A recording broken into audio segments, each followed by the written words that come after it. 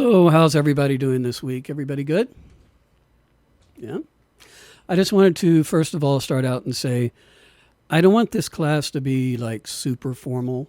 All right. So, if you guys have questions or anything along the way, jump in there.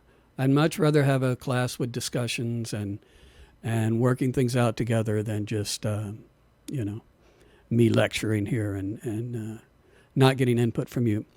So, how was the homework assignment? Did everybody? It's a pretty easy assignment, right? I mean, just listening to a bunch of music. Um, what I will need you guys to do is a bunch of people didn't put the name of the songs in the file. So, in order to grade these, I need the names of the songs that you did. Um, so if you could please email me and let me know what songs you worked on, if you didn't include it in your actual paper, that would be fantastic. I'm still kind of in Zoom limbo here. I'm still using Pete's account. I got my CUNY thing set up, so I should be able to receive emails. I don't know, hopefully. But you guys all have my email address. So, did anybody learn anything by the assignment? Anybody want to jump in there and talk about what you learned, what you felt, if you're starting to be able to listen and hear better now, if you made any improvements, or anybody want to jump in?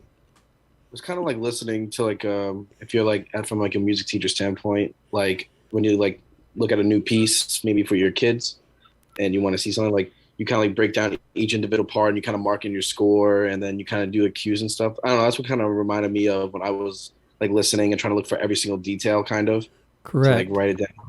Yeah, exactly. Like I said, it's very similar to transcribing a solo or learning a classical piece and listening and evaluating. And, you know, this type of production skills are crucial. And it's really the only way to learn how to engineer or, I mean, you're going to be doing everything. You're the artist, you're the engineer, and the producer. So it's really the only way to learn.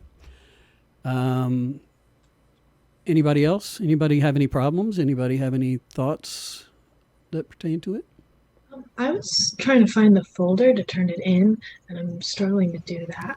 Is Okay, it? yeah, somebody else had that problem too. So anyway, like I said, I'm still getting all this set up. Just email it to me. It's a small file for right now. All right, uh, Do you uh, want it in a PDF or in a a Google PDF, Doc? please, a PDF. Yeah, and make sure your Okay, initials are on it and the name of the song. thanks. Yeah. Anybody else? How are we doing on getting the system set up? Are most people working here? Feeling comfortable? Yeah, yeah. Did anybody get to go through the last video and check some stuff out? Or you everybody set up? I'm going to kind of go back through everything a little bit today because I know last week was just kind of a whirlwind, and you know we went through a lot of material, and a lot of people weren't set up yet, so you know you wouldn't be able to follow along so well. But before we do that, I just wanted to play a few things for you. I thought that we would start the class every day by playing some music and maybe discussing or listening for specific elements. And I wanted to talk a little bit about pop music in the 60s specifically. The 60s, it was an incredible time. It was an incredible creative period for musicians, and really there hasn't been anything like it in pop history. You know, there was Dylan, there was the Rolling Stones and the Beach Boys, James Brown, Roy Orbison, and the Beatles. And during this period of time, we changed the way we started making records, right? For most of the time during the 50s, we were trying to capture an event, right? You know, it started branching out in the 50s with Elvis, and you know he was more than capturing an event, but we were trying to just imitate what was going on in the room, right? So you would in Sun Studios, they had a mic in the center of the room that was suspended there, and you would put the musicians closer to the mic or further to the mic from the mic in order to get your balance. And you might put something like a gobo, which is it's a sound absorbing wall around certain instruments to make them softer. But when we got to the 60s and late 50s too, with some musicians, people started getting really creative in the studio. And the Beatles were really known for this. And, in 1964, they came and they played the Ed Sullivan Show. And that was the beginning of the British invasion. I think it was like half of the television sets in all of the United States were watching that. It was incredible things. I just want to start out and play a little bit of that so you can see the progression of what the Beatles were doing when they first started. And then by the time we're going to talk a little bit about Sgt. Pepper's. And so I wanted to share that with you. Let me just find my screen here.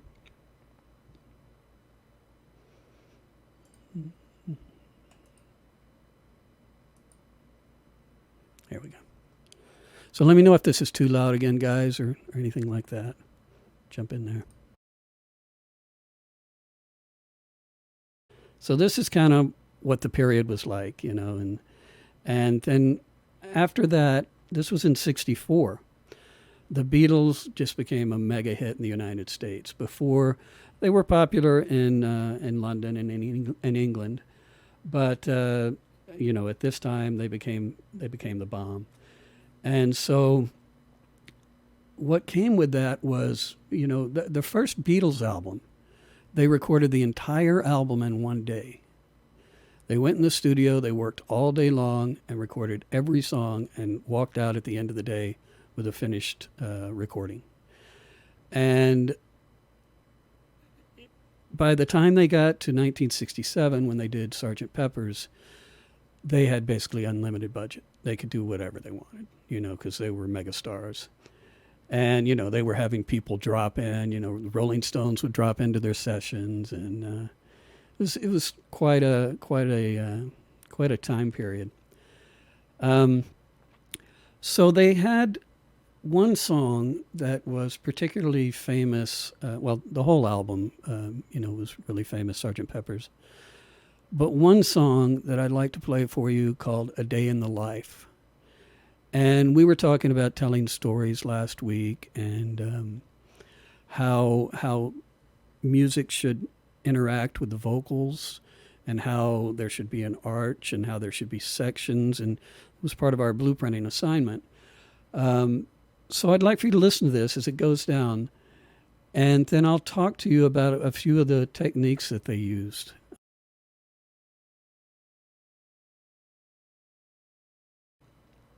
This is not recreating what's happening in a live room. It's everything but, They were pulling out all the stops for the times. The drums were close mic'd. Drums weren't usually close mic'd. They put the microphones right on the drums, And the string section, that crazy buildup, they had an orchestra in the room, and they said, I want you to start on this measure, and I want you to play whatever you want, and at the end, you're going to make it to this note.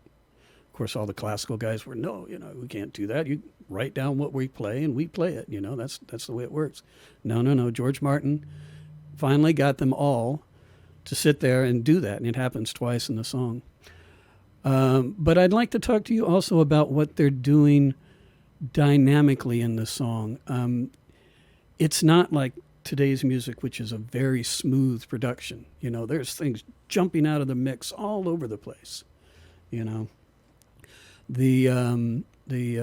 drums, they don't come in for a while, and they only come in with fills that answer the lyrics. People say Ringo was not a great drummer. Ringo sucked and all that kind of stuff. No, Ringo was a great drummer, and he was more than a great drummer. He was a drum orchestrator. He was really listening to the lyrics and to what the band was playing, and mainly the vocalist, and reacting, right? The effects, like the the effect on the vocal. It's called a slapback. It's similar to what Elvis Presley used.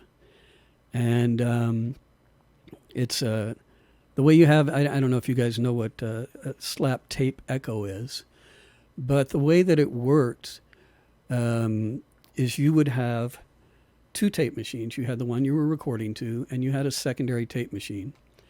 And the secondary tape machine, instead of having the tape reel from one to the other, right, they would make a loop, maybe about 20 feet of tape. And they would stretch it around the studio, and they would put it on mic stands or whatever would hold the tape, right? And so that way the tape would never run out, and they would just let this thing run in the background. And the way a tape machine works, let's see, I thought I had got a diagram somewhere.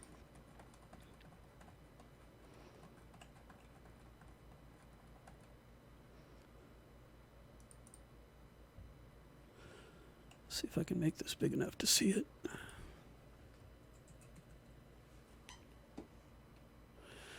So a tape machine, smaller. So it has two reels of tape, right? It has the supply, which hasn't been recorded to, and then the tape, that's virgin tape, that's fresh tape. The tape goes over this, follows this tape path, right? And then it ends up on what's called the take-up reel, and this would be your already recorded material. So what happens is there are three heads in a recorder. There's an erase head, which cleans the tape first, right?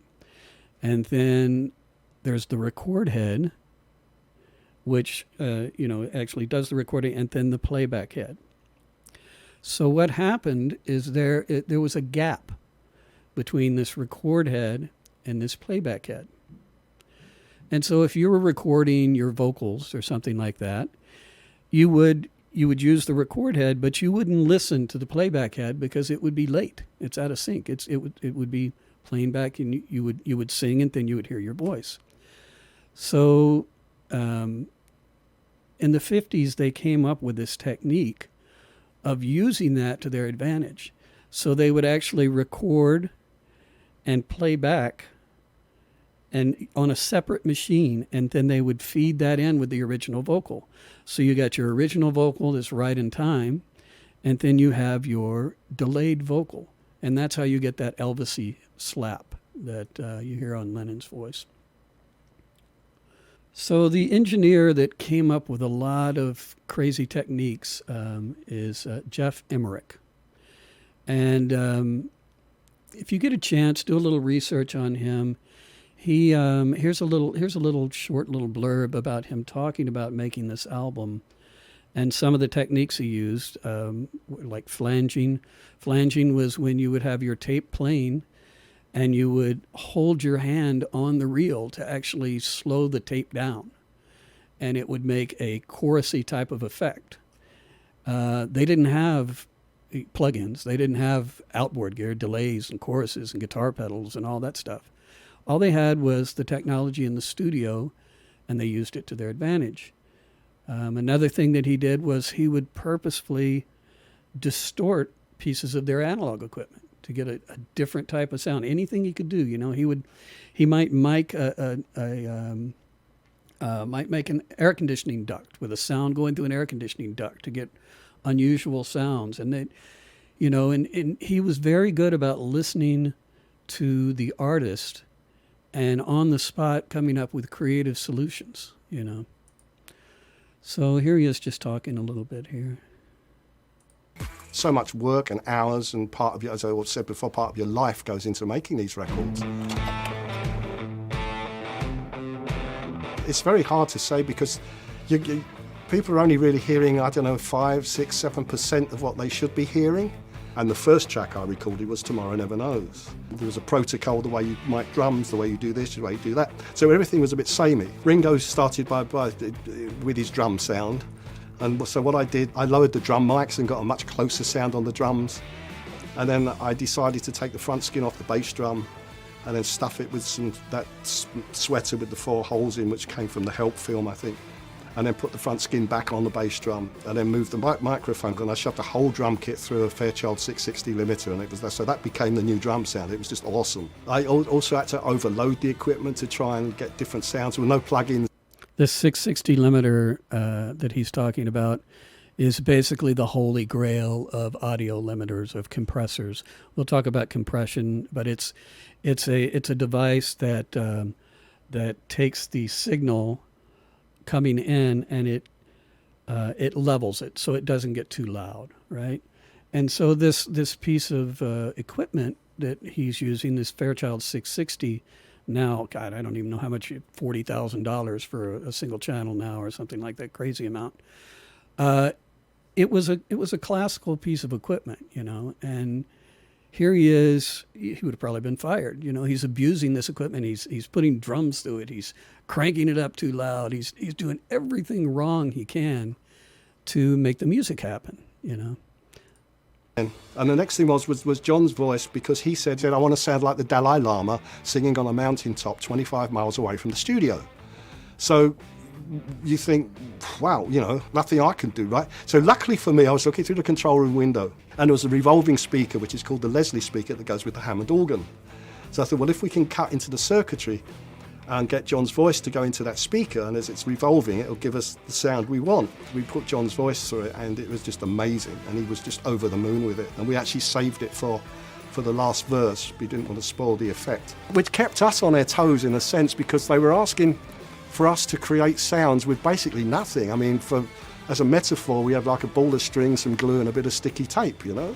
People often say, whenever I record something, they say, I know you recorded that, and I can't really put my finger on it, but that's my process. And as I said, we're now talking about, you know, tonalities, depth of sound, sparkle. That's the no one's Fairchild. hearing this anymore, you know? And the only way you can get it is through high resolution. So yeah, so he was a crazy, inventive guy that just broke all the rules, and the song "A Day in the Life," it has a really checkered past. The first verse was written about a friend of the Beatles, Tara Brown, who was basically the inheritor of Guinness beer. And he died in a car crash one night, and so the opening thing is about that. But actually, let me play one more little thing here. We don't have to watch this whole thing, but the story behind the song is incredible, and the way that they were able to take the arrangement and make it fit with all those elements that we were talking about. Here's the story behind the song. John Lennon read the news that day, oh boy, that spoke of the death of Tara Brown, not only a millionaire, the heir to the Guinness Brewery, but a friend to the Beatles who tragically died in a car accident at the age of 21. On December 18th, 1966, Tara sped through a red light and collided with a van.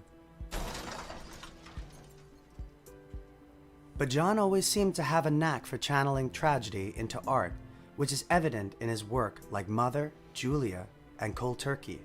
But A Day in the Life wasn't just about death alone, but how it is relevant in every day of our lives, just like everything that happens to us or around us is relevant. He says he read the news that day, and that he did. John Lennon had the Daily Mail propped up on his piano while he began to write the song. He says, "Just as it sounds, I was reading the paper one day and noticed 2 stories. One was about the Guinness heir who killed himself in a car. That was the main headline story. He died in London in a car crash. On the next page was a story about 4,000 potholes in the streets of Blackburn, Lancashire that needed to be filled. I didn't copy the accident. Tara didn't blow his mind out, but it was in my mind when I was writing that verse." So is it directly about Tara? John says it is and it isn't, but that's how creativity works. Reality mixed with your own imagination. Even Paul McCartney suggests it might be about something else. He says, The verse about the politician blowing his mind out in a car we wrote together. It has been attributed to Tara Brown, which I don't believe is the case. Certainly, as we were writing it, I was not attributing it to Tara in my head. In John's head, it might have been. In my head, I was imagining a politician bombed out on drugs who'd stopped at some traffic lights and didn't notice that the lights had changed. The blew his mind was purely a drug reference, nothing to do with a car crash. Interesting that Paul McCartney would say it's purely a drug reference, because that's exactly why it got banned on the radio. You see, we know the Beatles partied, that's for sure, but they were also heavily influenced by Timothy Leary, an American psychologist and LSD advocate, who can even be seen at John Lennon's Bed-In for Peace. Paul attributes a part of A Day in the Life directly to Timothy Leary's literature. He says, "I had this sequence that fitted. Woke up, fell out of bed," and we had to link them. This was the time of Timothy Leary's Turn On, Tune In, Drop Out, and we wrote, "I'd love to turn you on." John and I gave each other a knowing look. It's a drug song. You know that, don't you? Well, Paul says A Day in the Life has something to do with drugs. I don't have a problem with that, and I'm sure most of you don't either. But back in those days, it was a big deal. A big enough deal that the BBC's director of sound broadcasting, Frank Gillard, sent a letter to EMI that they would ban the song. The letter reads, "The recording may have been in innocence and good faith, but we must take account of the interpretation that many young people would inevitably put upon it. Turned on is a phrase which can be used in many different circumstances, but it is currently much in vogue in the jargon of the drug addicts. We do not feel that we can take the responsibility of appearing to favor or encourage those unfortunate habits, and that is why we shall not be playing the recording in any of our programs, radio or television." So anyway, the point is that it was actually got banned from the radio because it had one lyric about "turn you on," which was a drug reference. Anyway, so it was silly to ban the song for being a drug reference, but it happened, I want to play one other thing just for fun. I'll play you just a little bit of this. I got to work with Ringo a year and a half ago, right at the start of COVID. I was in the studio recording Steve Lukather, and on his new album, we had Ringo on there. And so here's just a little video of that piece. Listen to the difference in production now as opposed to then. Everything is smooth. Everything's in its own little place. There's not things jumping out of the mix. There's no crazy orchestra stuff going on. It's just a rock song. But anyway, I thought I'd share that with you. So that the Beatles were amazing, and I'll try to pick a different group every week and kind of analyze their techniques some. So any Pro Tools setup questions that you guys have? We'll dive right into Pro Tools now. Does everybody seem to be working? Yeah? No issues, right?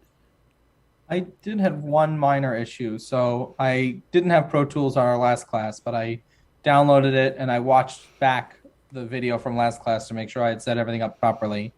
And then when I went to go, after I set up a click track and I listened and played it, there was no audio coming out, and I couldn't figure out how to adjust my audio output settings for Pro Tools. Okay, great. So let's... Okay, so if you go to the setup menu, right, and you scroll down, there's Playback Engine, right? This should be set to your audio interface, or if you're using your computer as an interface, it should be set to internal. Do you have that, Daniel? Yes, I do. It was set to Zoom audio device. Yeah, that's the one. That was probably it. Yeah.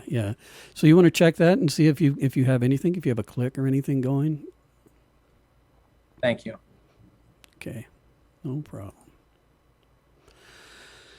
So first we'll start and we'll just do a little bit of review here. And nobody is using Pro Tools free, right? Everybody has real Pro Tools. Is that correct? Great. So let's go back to the beginning here and talk about, make sure we got all of our Mac preferences set up. I'll just go through them quickly. Go to keyboard. Make sure you have the F keys turned on. All right. Then we'll go to shortcuts, spotlight, and make sure these are deselected. Right, because we need those keys for Pro Tools.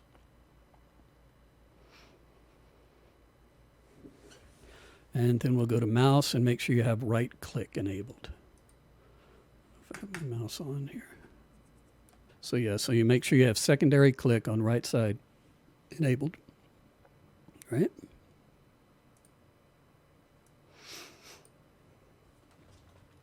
All right, so everybody made a folder on their desktop last week, so we have a place to store our files. We'll go through the Pro Tools preferences again. So if you go to Setup and you scroll all the way down to the bottom, and you're going to go to the first tab, which is Display. You're going to enable Tooltips. Tooltips, just when you hover over something, it tells you the name. It may not do it because I have this dialog box open. And then, importantly, is you want to select category and manufacturer for your organized plugin menu by category and manufacturer. And what this means is you'll get two lists when you look at your plugins. You'll see the actual type of plugin, either a compressor, an instrument, or whatever in the top. But then underneath, you'll also see the manufacturer, so you can look up your Avid plugins easily, and find the things that we'll be using for this class.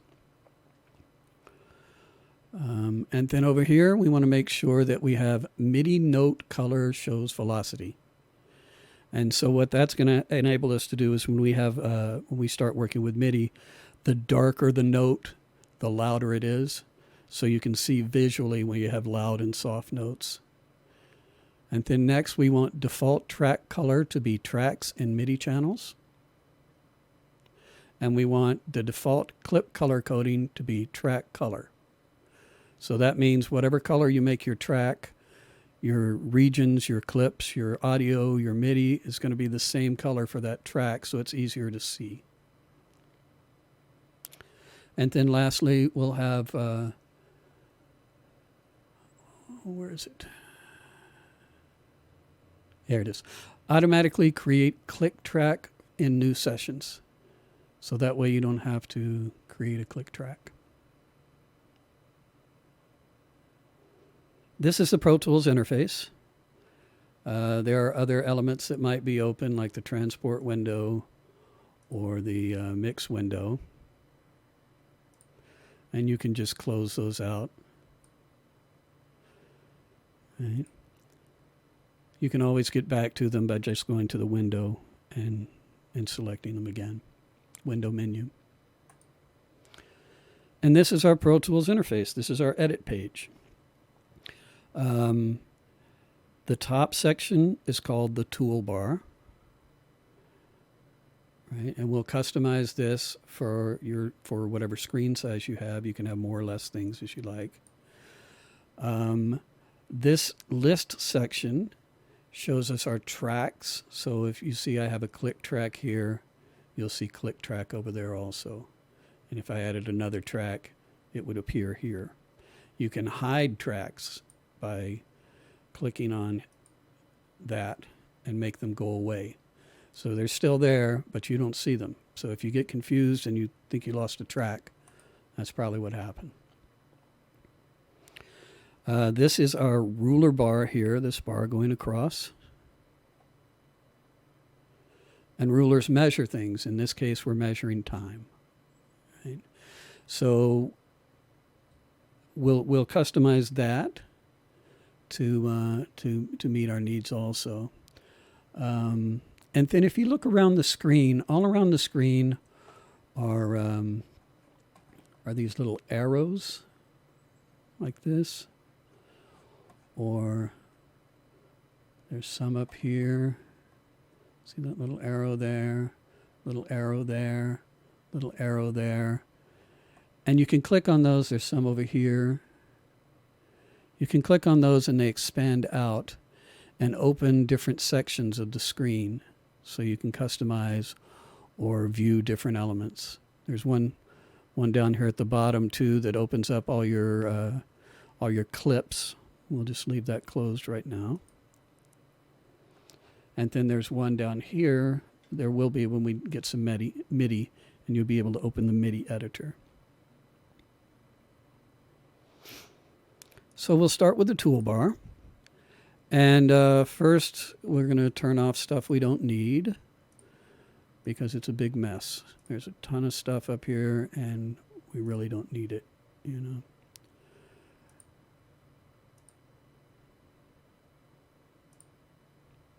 Okay, so we're going to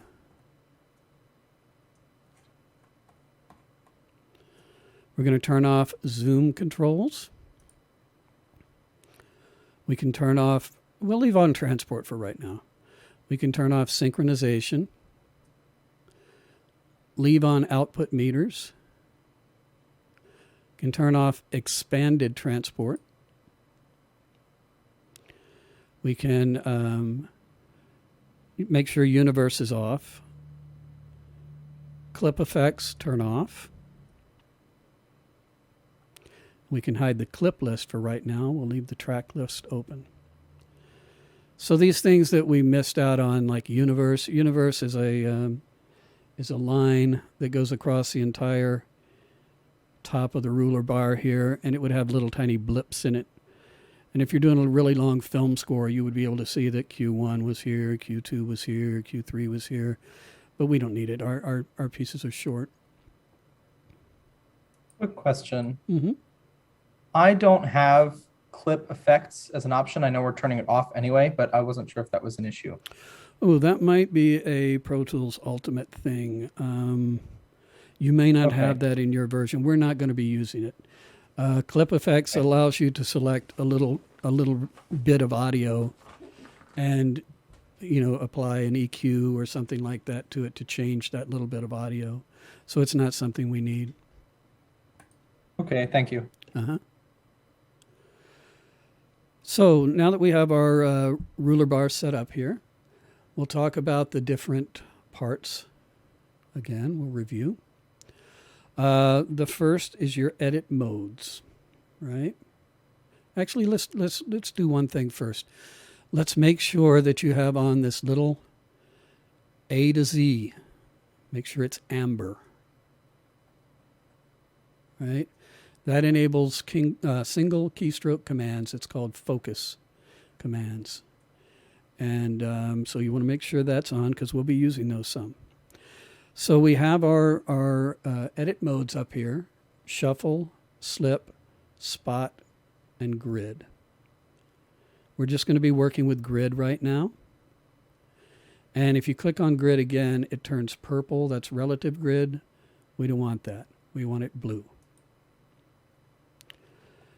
So I can show you also that if you have on keyboard focus, if you watch the, let me do it this way. Can you see? Yeah.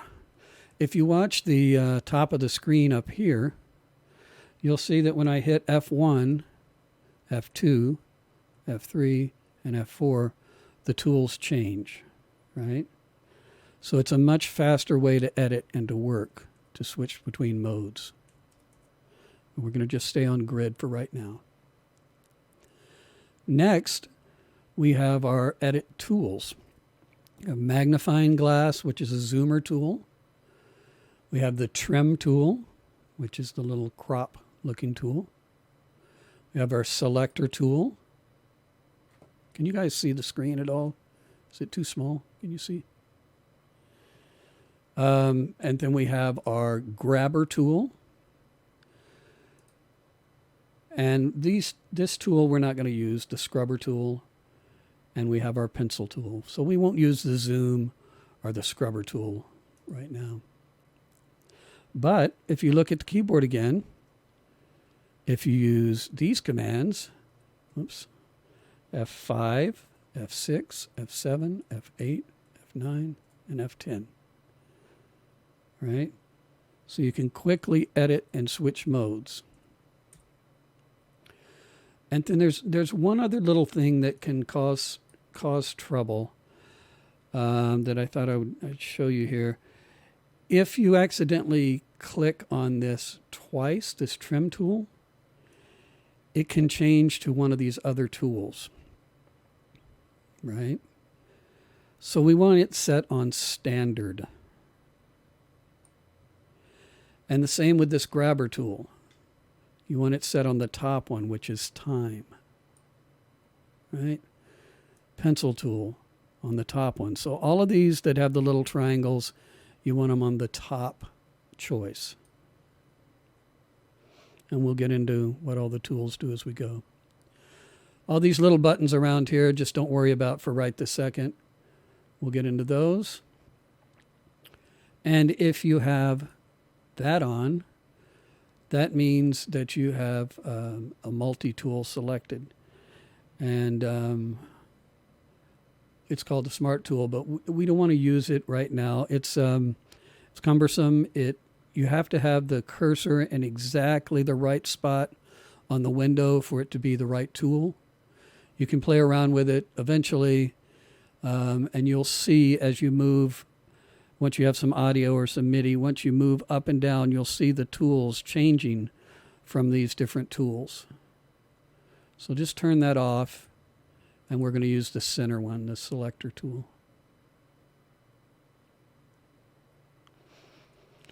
The next section is the counter. And your counter might look like this, or it might look like time code. We want it on bars and beats. Right? So this counter is telling us this is the measure number, this is the beat number, and then these are called ticks, and they're subdivisions of a beat. We'll get into ticks also, but basically there are 960 ticks to a beat. So one beat equals 960 ticks. So it goes from 0 to 959. So if you wanted an eighth note, you would divide that half.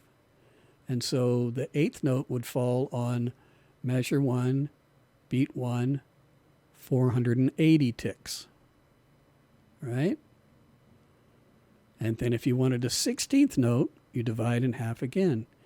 You get measure 1, beat 1, 240 ticks. And then, the next 16th. So you would have the first 16th would be 240. And then the eighth note would be 480. The third 16th note would be 720. Right? So that's how sequencers think. They have this. They only have a finite amount of resolution, and they've determined that 960 is divisible easily, and an easy way to work. So that's the reason they chose that. And we won't worry about this other stuff right now. Next is the grid section. And first of all, make sure this little green light is on.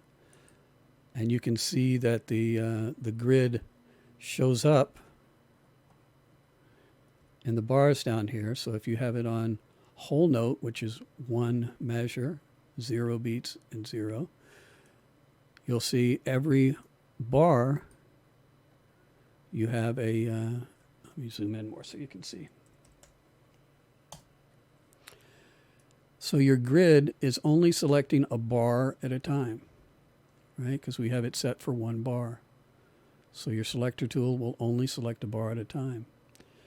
If you set it to half note, your selector will select 2 in one bar. So you'll have your your downbeat, and then your half note, your next downbeat, your next half note. And the same with quarter note, right? And so on. And you can see that there are little lines in the actual edit page here, and they show you where you are. So the dark ones are the bar, and then in between you'll see lighter lines that are the 16th notes, depending on your grid resolution, right? Or quarter notes, or whatever you have it set to. You know, you can set it to 30-second notes, and you'll see a lot of little lines. But this is just a visual way to be able to to be able to know where you're putting a note or putting an audio file. And the nudge, we can just leave that on a beat. We're not going to get into nudge right now. But let's go ahead and put this back on a bar. So your grid light is on, and you're on 1 bar. This is your transport section. And we don't really have to have this because we're going to do everything with key commands. And the next is your MIDI section. And this is where you set up your count off, where you set up your tempo, and you can even set up your time signature here by just double clicking. We want to have this button on, the metronome button on, and then we want to have the conductor track on also. And then this is the meters, your output meters. So if you're playing something, you'll see your little meters going. And that's just a visual reference to help you get going. Alrighty, so that's the ruler bar. Anybody have any questions? Everybody clear on that? Professor, so the MIDI section. So in my Pro Tools, I don't see the MIDI that thing. Okay, all right. So let's go over back over here to this little corner arrow and click on it and make sure MIDI controls are checked.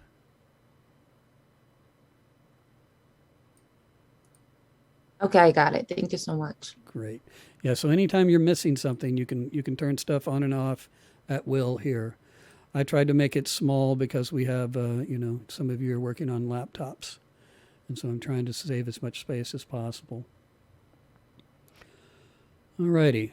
So that's the ruler bar. The next section, that's the toolbar.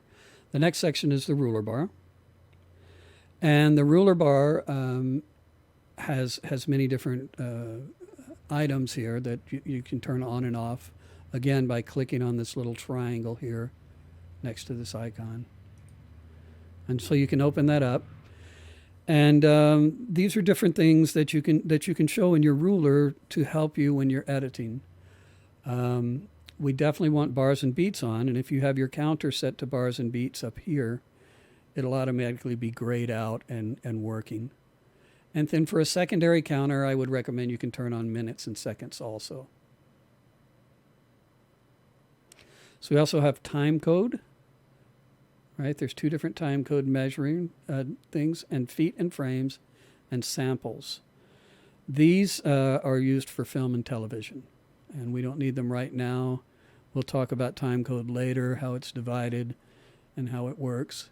And samples, I don't even know why that's there. It's the smallest resolution that they can make is, I guess, the reason they put it there. But it's based on your sample rate. Next, we have our markers. We'd like those on. And a marker is you can put notes throughout the song. This is a verse. This is a chorus. Next, you have your tempo. We want to see the tempo. And that's up here. You can see the little 120 is where it's set right now. And then we want to have meter on also.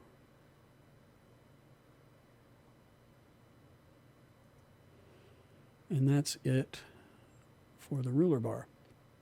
Everybody got that? Everybody cool? Good? Alrighty. We talked about the tracks list. We'll get into that further as we go along. And then this next section down here is your track section. And this is where you set up whatever you're doing with the track, whether it's a click track or whether it's an audio track or whether it's an instrument. So the first part here, there's a little icon above here with another triangle. See that little, it's not this one, it's this one. So you're going to turn off comments, turn off mic preamps. You want to turn on instrument, turn on inserts A through E. You can leave the other inserts off and the sends off for right now. And go ahead and put IO there. It's nice to be able to see that. Turn off object, turn off real-time properties, and leave track color on. So that gives us this interface. So this first section here, we can solo and mute tracks, you know. And then this stuff down here has to do with automation and some other more advanced features of Pro Tools. But solo, mute, and then if we have an instrument track, there'll be a record button here that you'll have to enable in order to record. And then this section, once we put an instrument in, this is where your MIDI controls are for that instrument. The next section is your plug-in, which would be an instrument or an EQ or a compressor. This plug-in is the click track. And then this last section is your I/O section. And that's your volume and panning. And it also, if you have a multi-output or input interface, you select what's coming in or out there, where it's going. So if you have a microphone hooked up to one and a guitar hooked up to another, you would choose your input there. All right. So next, we can resize things so we can see the data better.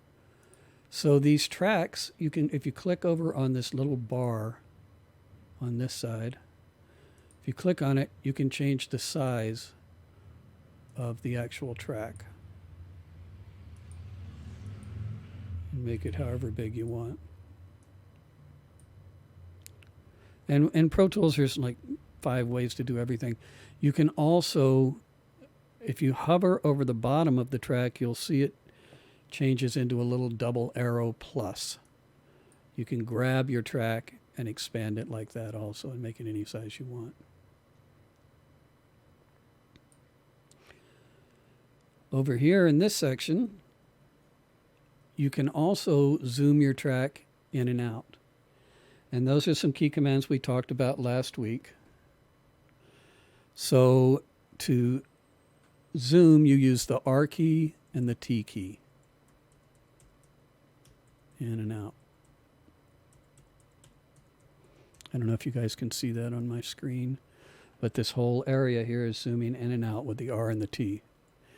If it's not working, that means that you don't have this A to Z turned on.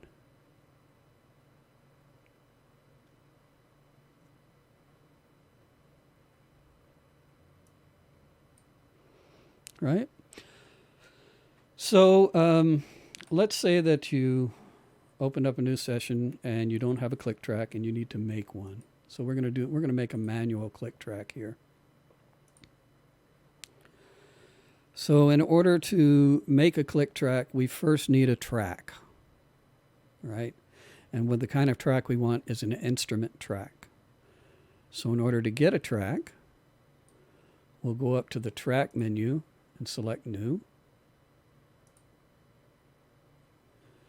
And we want to have one create. You can, if you look at this, you can have one track. The click track you want to be mono. Everything else will be working in, will be stereo, but you want this to be mono. You can come over here and you'll select instrument track,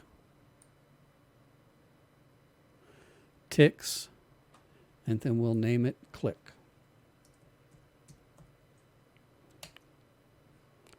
So now we have our click track.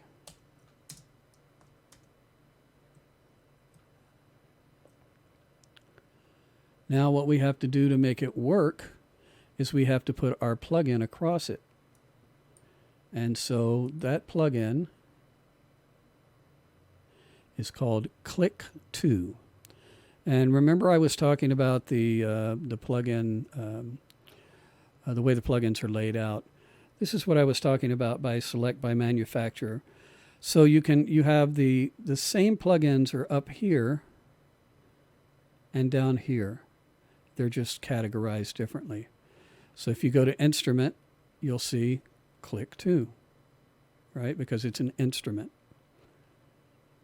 If you go to Avid, because it's an Avid click track, you'll see Click 2 also. Just makes it quicker to find things. So we'll put our Click 2 there.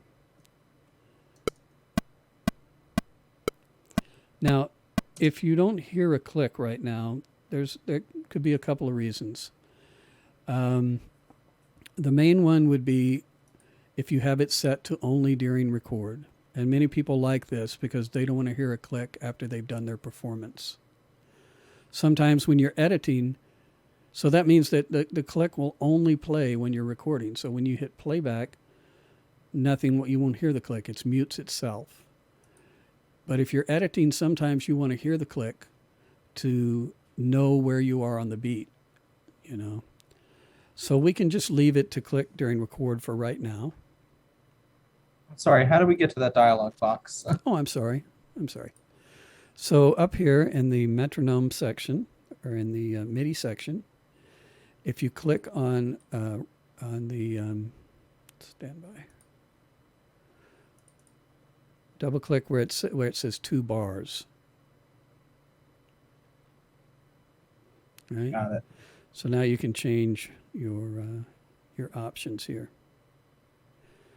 And then the other thing that you can change here that's helpful is you can decide whether you want 1 bar of click count off or 2 bars or however many you want. Right, so that's down here at the bottom.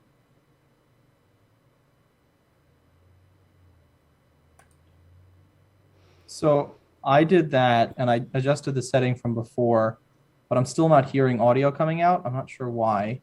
I see the like the output level on the track itself going up and down as if it were clicking, but then the primary output level on the top right of the screen is dark.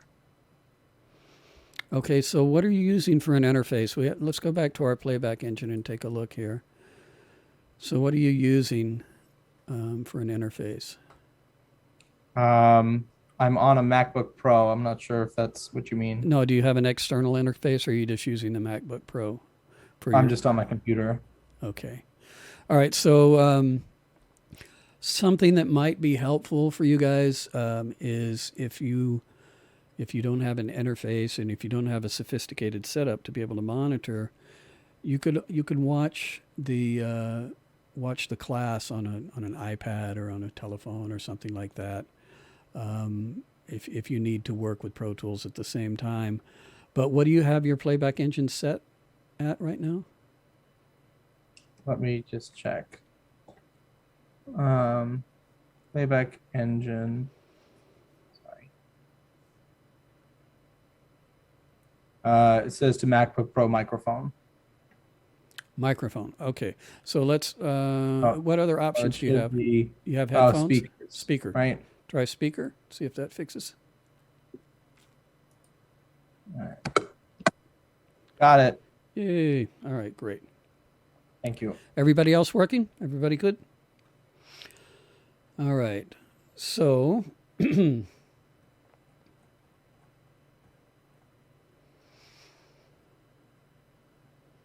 just take a look at my notes here.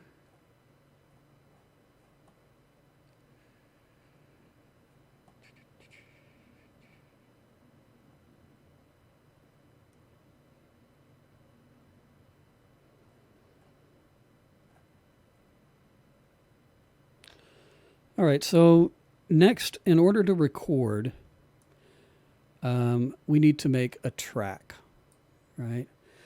And what is a track? A track is a term that comes from the analog days, actually. And if you have a tape machine, right? So this is called a 24-track tape machine, right? And so each one of these 24 items could be a different recording source. So you could have the first 8 might be drums, and then bass, and then guitars and keyboards, and then you got your vocals, so you spread them out across this tape machine. And this tape machine has a head stack on it. And remember we talked about the tape path a few minutes ago with this little guy. So these are the actual tapes on a giant 24-track analog tape machine. The actual heads on a tape machine. And so this is the erase head. This is the record head. And this is the playback head. And if you zoom in and you look, you'll see that there's little gaps, right? And this is a sophisticated electromagnet, is what it is. And as the tape goes past the heads, the record head, first the erase head clears the tape of everything. So if you didn't erase first, you would have 2 sources recorded at the same time. So you're erasing first, and then all of these gaps represent the 24 tracks of a tape machine. And so then you're recording here. After you record, you will play back and listen back from these heads. And this is the high quality head.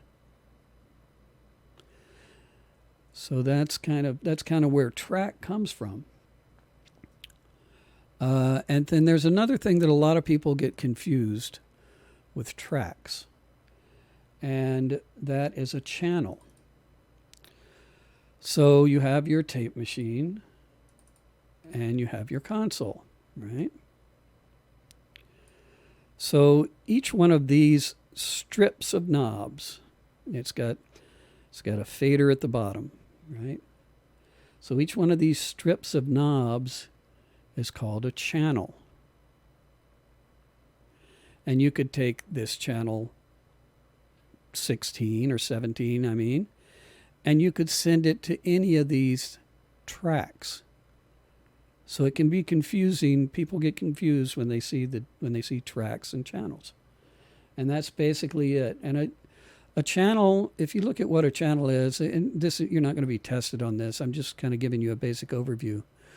A channel strip on a console, it looks really confusing with all those knobs. But what it really is every one of these strips is exactly the same thing, only for separate sources. So when you come into the channel strip, it works from top to bottom, right? So you would come in here and you would adjust your gain first. So this is a microphone preamp. Or you could have a guitar input also. A guitar input also. But right now we're talking about a microphone. You would plug your microphone in up here. You would adjust the level of your microphone here. Then next, the signal flows down the strip. It goes into what's called the EQ section. And this is where you can make more bass or more treble or change the tonal characteristics. Next is the monitor section. So the monitor section, when you have this input coming in, this is a way to send it somewhere else. So if you had a band and you were mixing a band and you had all of these faders pushed up and they would all combine and come out the middle of the console, and that's what's going to the speakers, right? So you would be able to have another set of outputs. That's what this monitor section does. It's another set of what's called sends, and we'll get into sends later. But it is a section that you could make a totally different mix. So if you're in the control room and you're listening to a project, well, the producer wants to hear one thing, right? So he's listening to all these faders, right? But the drummer wants to hear something totally different. He only wants to hear the bass player and maybe a little bit of guitar, and he doesn't care about the vocalist at all, you know. So you could use these knobs and make a separate mix. And those are called sends, or they're monitor sends, or they're also effect sends, and we'll talk about all that. That's what's next down here. It's talking about effect sends. It's the same thing. It's just one goes to a monitor and one might go to an effect, like a reverb or a delay. And then as we move down the strip, you've got your signal coming in, you've got your EQ, you're sending out stuff here, you're sending out stuff here. Down here, you have your pan. And so that's from left to right, right? And then down further, you have your routing. And this could be routing for different. It's not really that important, but it could be if you were doing, say, a mix with 6 speakers, like for a movie, right? You could route your main music to 1 and 2, and that's going to be your main speakers. But 3 and 4 maybe be your rear speakers. You know, you can route it however you like. But I'm just giving you a basic overview of what a channel is, right? So this is the same kind of desk, whether it's digital or analog, and I'll show you the same thing in our Pro Tools session. It's doing exactly the same thing. It's just that the DAWs are all modeled after this analog equipment.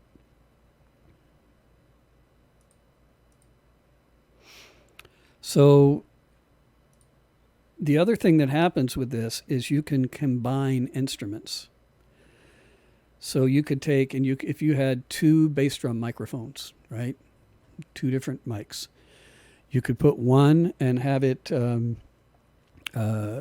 combine with another mic and just record to a single track on your tape machine. Right?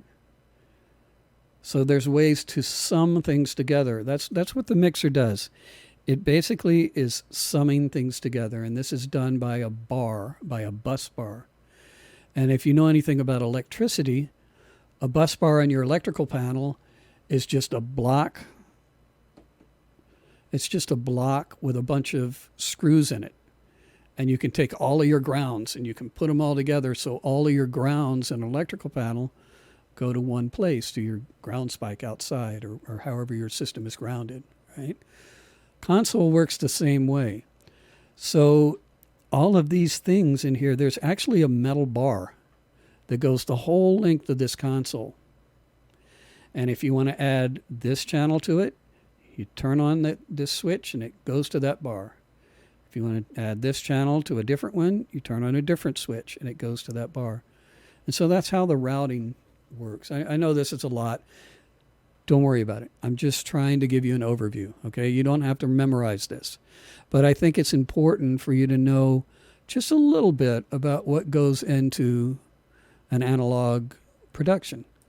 And this is similar with live sound also. So live sound, you're going to have the same type of mixing console, whether it's a digital console or an analog console.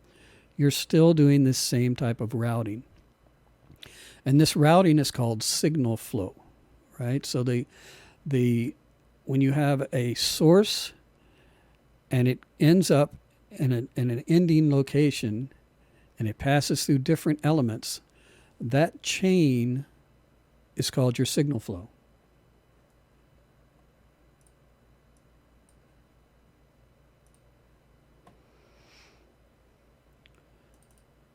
So here's what we were just talking about now, right?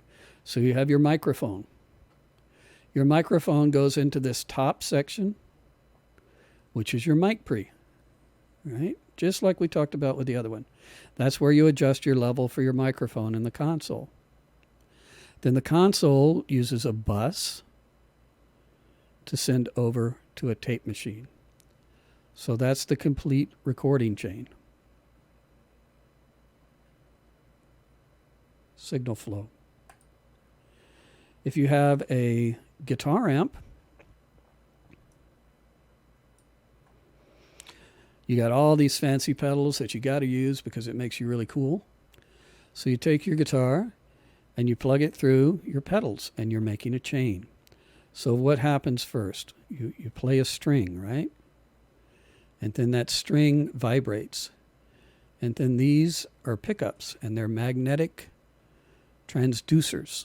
They change sound from a magnetic string to an electronic pulse.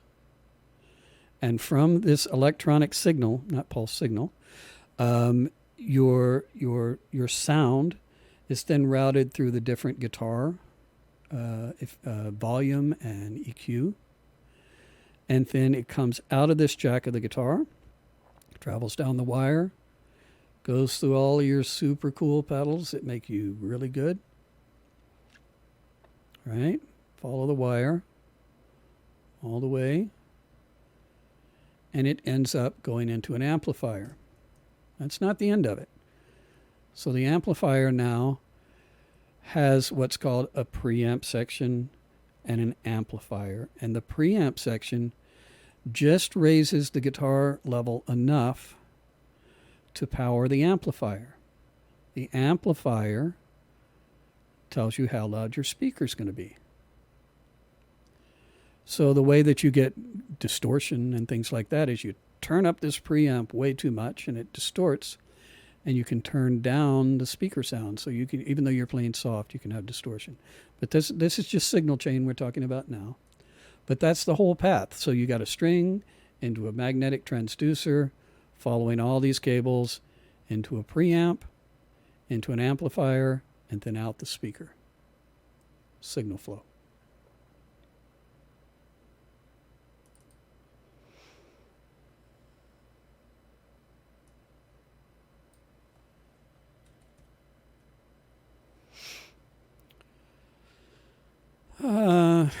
Let's pass on this one right now. This is just showing the same type of thing, right? It's showing your source, which is your microphone.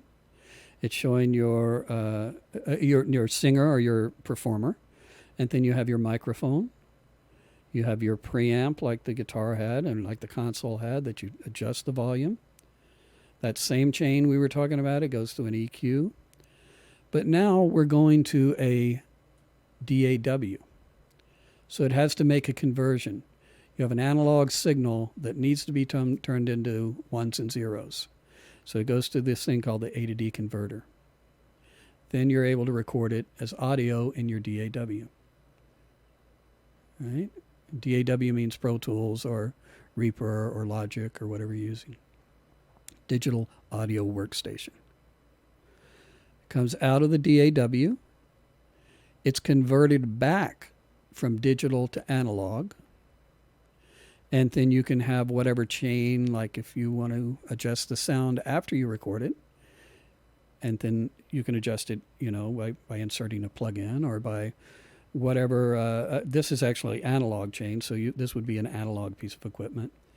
And then you would have a volume knob going to your speakers. Signal flow. Your basic setup for home is going to be very simple. You're going to take your microphone. You're going to go into your microphone input. So most of this stuff is all built into your little interface now, right? You don't need all the giant console. So you adjust your volume for your microphone here. It's converted from analog to digital inside this interface, and it's sent to the computer. Once it's in the computer, it comes back out of the DAW, and there's a D to A converter. So this USB connection you have is bidirectional, right? So you got your signal coming into the computer, and then by that same cable, it's coming back to your interface. And then you have your monitor control, right? That does your speaker level, and then that goes to your speakers. And so that would be, you would hook your speakers up to these outputs, and you can adjust your level with the monitor control. Right? So that's our simple signal flow. for analog audio. The reason I'm telling you all this is because our keyboards use something called MIDI, musical instrument digital interface. And MIDI is a conversion that was made in 1984 is when it was released. And it enables you to take keyboards and chain them together back then. So a MIDI connector is this just a little connector on the back of a keyboard. And it looks like this. It's a little 5-pin connector. Right? So you have in, out, and through, and we'll get into all that. That's not too crucial right now. But the way that this works is, you know, in the 80s, you could only play one sound, one keyboard at a time, unless you used 2 hands, you know. So you would, you could take this MIDI output, which is just a digital signal, and you could send it into the MIDI input of a second keyboard. And when you play a note on this keyboard, this sound sounds and this sound sounds, right? And that was called stacking instruments back then. So what is MIDI? MIDI is basically, it's a language that enables keyboards and sequencers to talk. And the main 3 parameters that we're going to be talking about right now are pitch, which is the note, higher to lower. And then we have duration, how long the note sustains. So you can play a short note, dit, dit, dit, or a long note, dee, dee. And these are all just mathematical signals that are sent out, and they come up as a number, you know. And then you have velocity. So the 3 again are pitch, duration, and velocity. Velocity is how fast you press a key down. And if you play a keyboard soft, then your velocity number will be low. Like maybe it's going to be 65. If you play it hard, you have a range of 0 to 127. That's your dynamic range, right? So if you play it hard, it might be 127. So that's the way that it's able to communicate with these other keyboards, by sending this information, this numeric information, and this second keyboard receives it and says, oh, you want to play the note C? How hard do you want to play it? Oh, you want to play it at 87 velocity. Okay, that's how loud it's going to be. And how long do you want to hold it? Well, that's your duration. So when you let off the note, this keyboard releases also. Yeah, that's a lot of information. Everybody clear on that? Do you want me to go back over any of this stuff?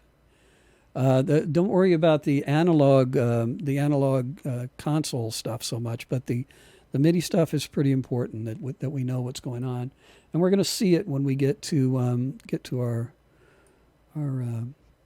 Pro Tools session here. So let's go ahead. And go ahead.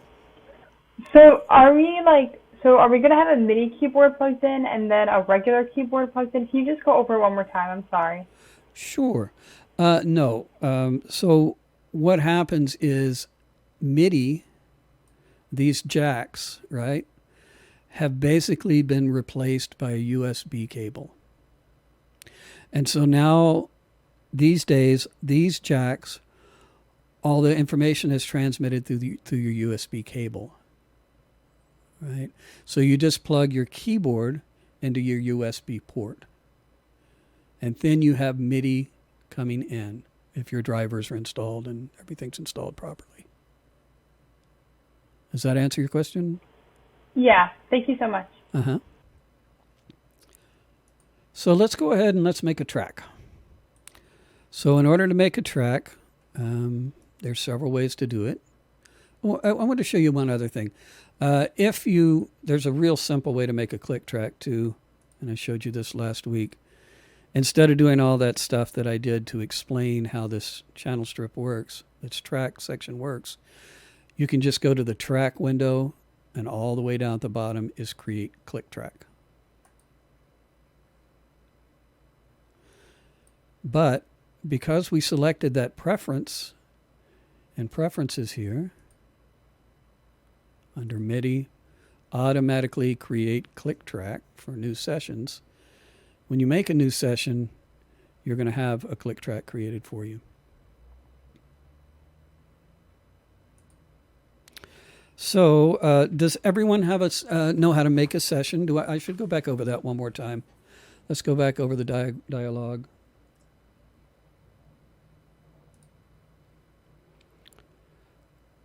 So when you first open Pro Tools, you'll get a window that looks like this.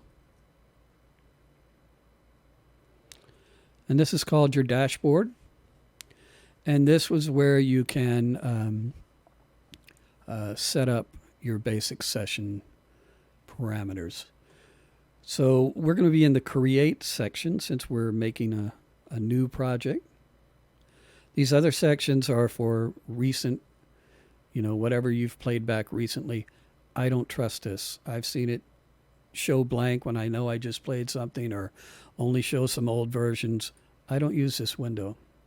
And projects is to share data online with other people. So if I'm mixing a project and a musician is working, we can work at the same time on our two different machines. So we're not going to be using that either. Alrighty. So next we're going to name the project first.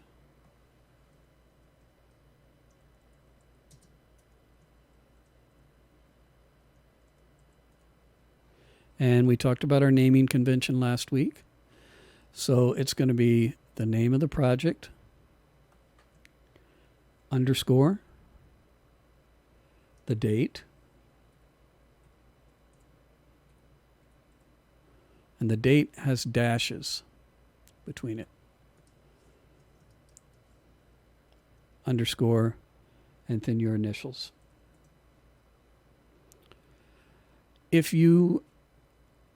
You can also, if you've worked on a song and you have different versions of a song, you can also put a version number at the end of your name, like version 01, if you're going to be saving multiple versions of a song, which I do sometimes. It makes it's safer. If you want to try something experimental and you already like what you have, save that version 1. And then try your experiment. And if it doesn't work, you can always revert back to it, Save often, too.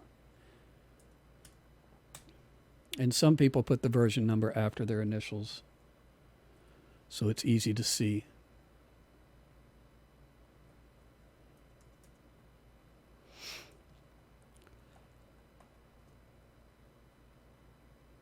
So we have 3 options here. We're going to select local storage, right? So we're going to make a new session and store it locally. Our file type is going to be broadcast wave file.wav. Our sample rate can either be 44.1, excuse me, or 48. The difference between the two is 44.1 is generally used for music projects like CDs or pop songs and stuff like that. And 48 is usually used for film and television. So depending on what kind of project you're working on, if you're doing a film score, you're going to do it at 48. If you're doing an album, you probably do it at 44.1. All right. Our bit depth is going to be 24-bit. And just leave the I/O settings on last used. Then interleaved. We want interleaved. That means that stereo files, 2-track files, have the 2 tracks can bind together. They're not going to be separate left and separate right files. And then the last one, very important, is prompt for location. So that just means that it's going to ask you, where do you want to put this? Right? So if you don't have that on, it'll probably put it in your documents folder, and you'll have to go fish it out and find it. But leave it on prompt for location. And you want to leave this show at startup so this dialog pops up whenever you open Pro Tools. Everybody clear on that? Once you set this, it shouldn't change on its own. You know, it should stay that way. And if it doesn't, you know what everything does now. So we're going to make our new session and we're going to store it. And we made a folder last week on our desktop. I hope everybody's got that still going. So we're going to take it and we're going to put it in our folder. So we'll hit create. And it's going to ask, where do you want to put it? I'm going to click on desktop. If you have this little side panel open in your Mac preferences, then you'll be able to see desktop. If not, you can also hit Command D, and that'll bring you to your desktop folder. Then I'm going to find my folder, and I'm going to save.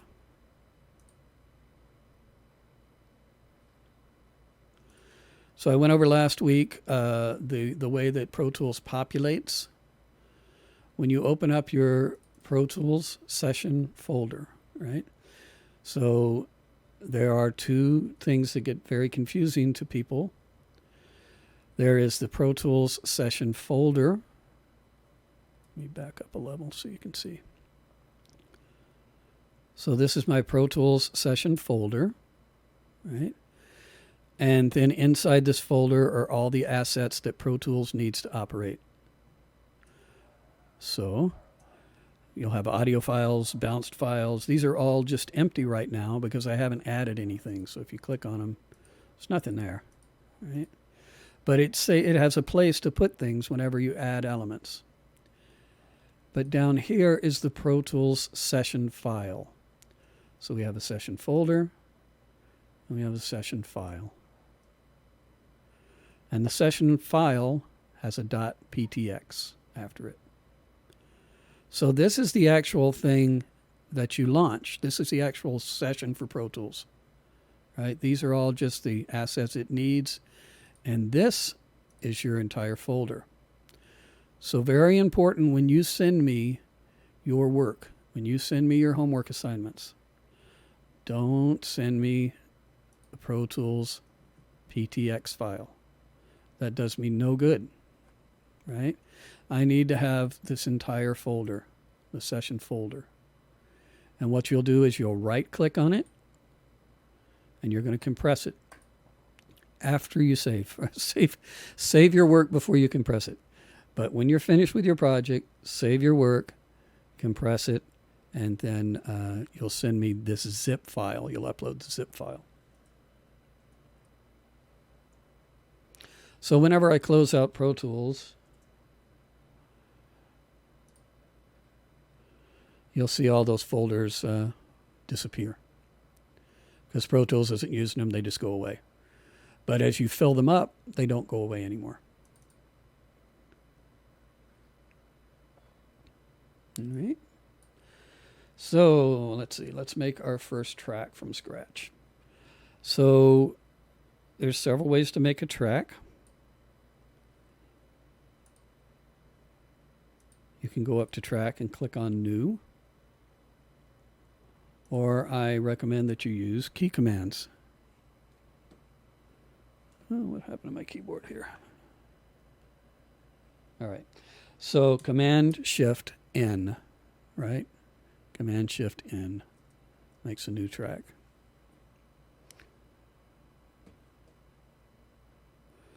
Right, and so you'll get this new tracks dialog box again that we talked about. You're going to want to make one track stereo. You don't want an audio track. You want an instrument track. Scroll down and make an instrument track. Right? Leave it ticks, and then you can name this instrument track. We're going to make a piano track.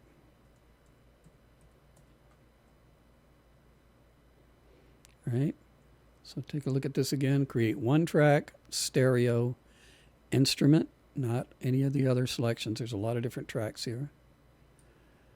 Ticks, and then you name it here. And you click on create. When you do your naming conventions, try to be consistent. Either use, sometimes for projects, if I'm doing a huge project, I'll use all caps. It looks neater if you don't. Right? If you use, but whatever you use, try to be consistent with it so it's easy to read. Create our new track.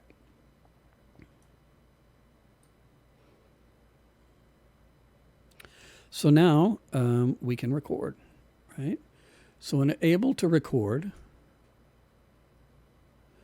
we need to do a few things. First, we need to record and enable the instrument track that we're going to be recording on.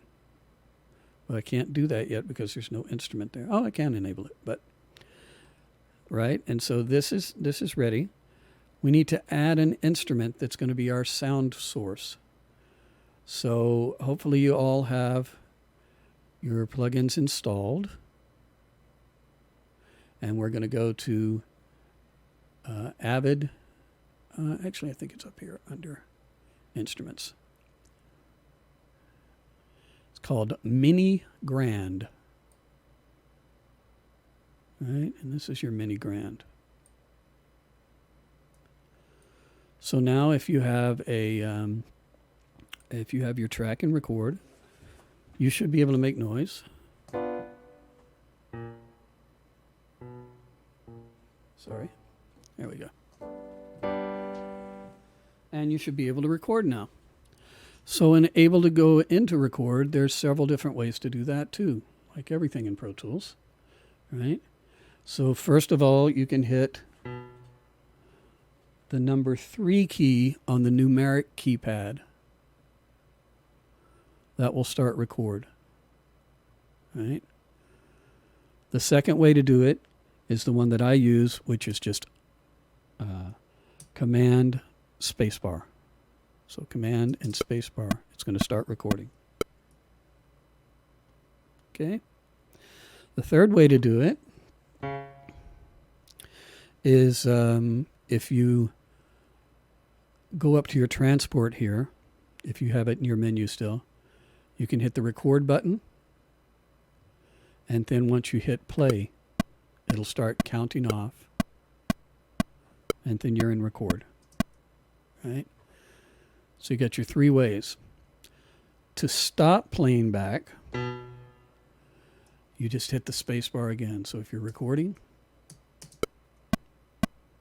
you hit the space bar to stop. To go back to the top, you hit return. And that'll take your cursor back to measure 1. Right?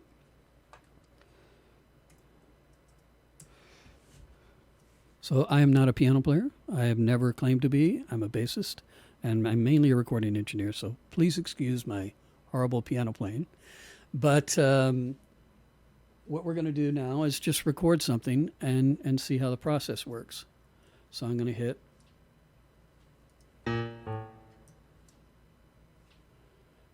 the Command spacebar. I get 8 clicks.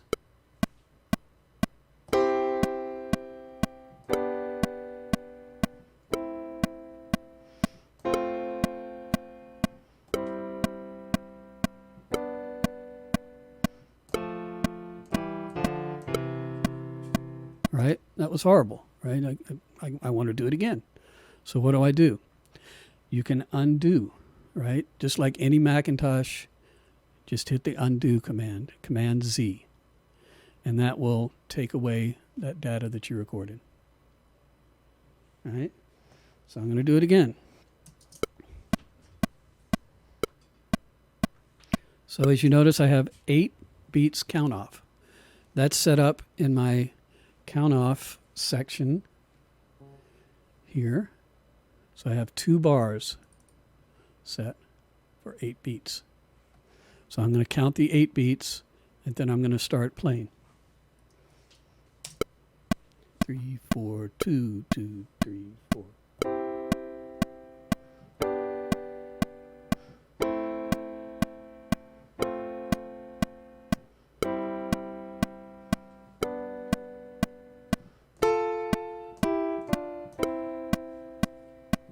Okay, that was a little better, but I still no pianist. So so now we have our little bit of information recorded. Let's say that I had made a mistake. So I'm playing along, and let's say that we're listening back.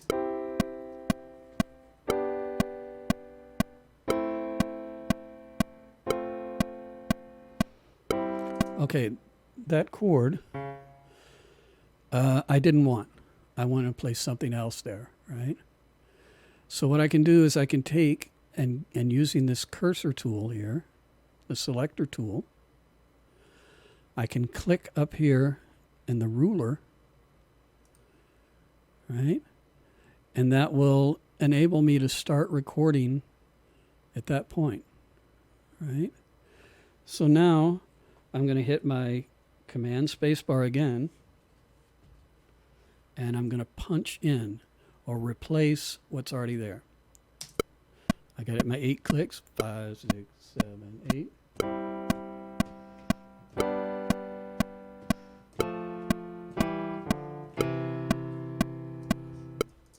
Right? So that's called punching in. Does everybody get the concept of that? I have a quick question. Sure. So let's say I punch in another track. I kind of record over something like you just did, but I accidentally recorded over something I wanted to keep, but I also wanted to keep my original. Is there kind of a way of like There, in MIDI, it doesn't work so well. That doesn't really work for MIDI. In audio, it does. So MIDI, you just kind of have to replay it. You know that if it was an audio file here, this would actually be divided into 2 blocks, right? And you would be able to drag the audio file one way or the other and uncover what's underneath. But for MIDI, it's pretty much destructive when you're recording.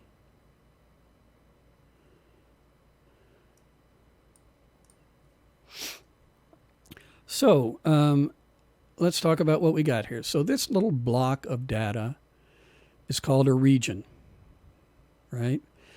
And this region is 8 bars long. It goes from measure 1 to measure 9. If we want to change the appearance of this region, if you have multiple instruments playing and you want them to be different colors, you can double click on this little bar here, and it opens up a color palette.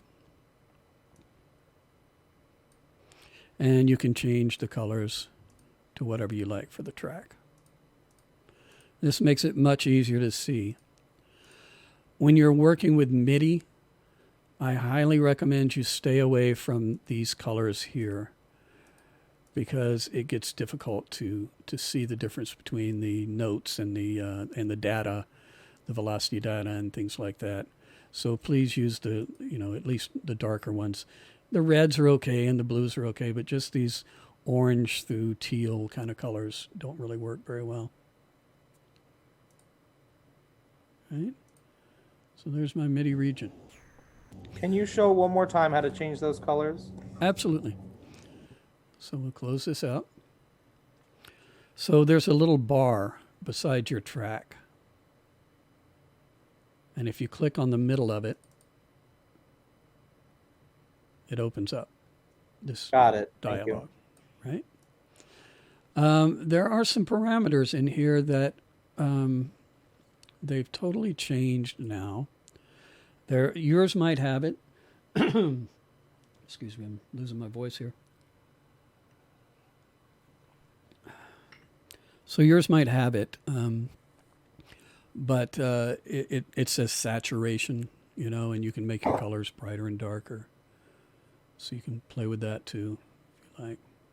This has got all sorts of new presets and everything else in it. Don't even worry about it. Just pick your color and go.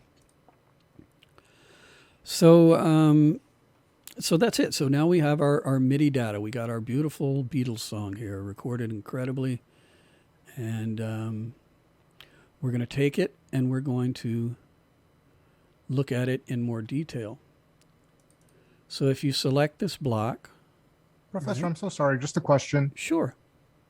When I begin to record, it's not giving me the count off for some reason. It just begins to record automatically, whether I do the three key or I'm using Windows myself, or the control space. It just starts recording automatically. All right. You see this right here where the count off, it's got a green box. If you make it green. So, okay, it wasn't selected. Right. It's not on unless you make it green. And the same with the grid. Unless you make it green, it's not on. Got it. Thank you so much. Yeah, no problem.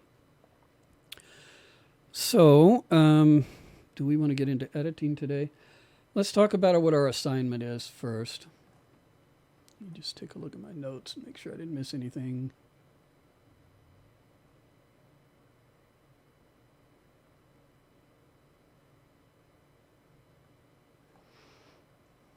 All right, let me grab our assignment here. So what we're going to do is we're going to make a 2-minute song. And we're going to do this over a period of 3 weeks, right? So the first thing I want you to do is just pick a song. Does everyone have a keyboard? Everybody got a keyboard, right? Okay. So whatever your musical level is, just if you're a pianist, maybe play a classical piece or a pop song or whatever. But figure out some song that you're going to want to be able to record, and we're going to add different elements throughout the week. So your first mission is pick the song and try to get the basic chords of the song down. So, let it be here. So we want block chords, right? And just pick your song and start recording it. Let me get my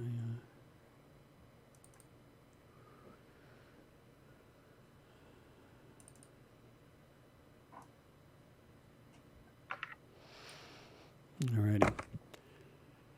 I'll read this to you. You're getting started on your first sequencing project. Pick a song you like. Try to pick one that has a bit of melody and chords, not a rap or hip hop song, because there's not enough elements to work with.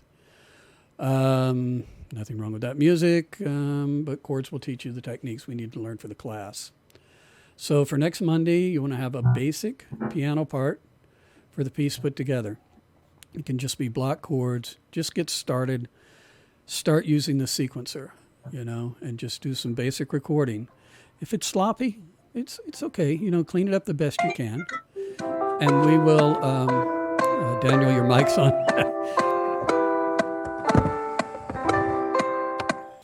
So, so just get started on it, and then we'll talk about how to edit things. And I put a couple of little examples in your session. In your class materials. All right. So I'm just going to close out of this.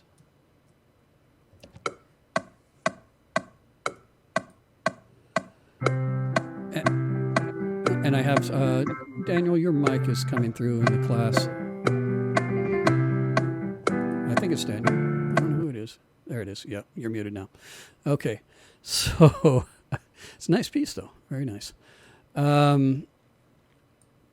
Let's open up this little thing here called Simple Song. And this is just a little stupid thing I improvised. But there's a lot of issues with it, right? And so what I want to teach you how to do is how to address those issues. So first of all, yours doesn't look like that, right? Yours is going to look like this. If you select your track and you look down at the bottom, there's an arrow, right? And this opens the MIDI editor. So you click on that arrow and this opens. So it's a whole new section of the screen.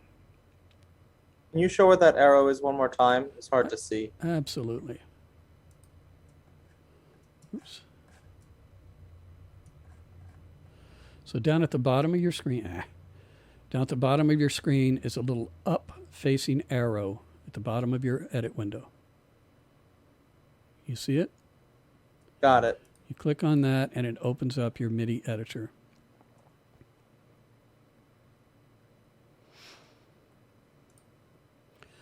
So there's a couple of things that you need to know about this also.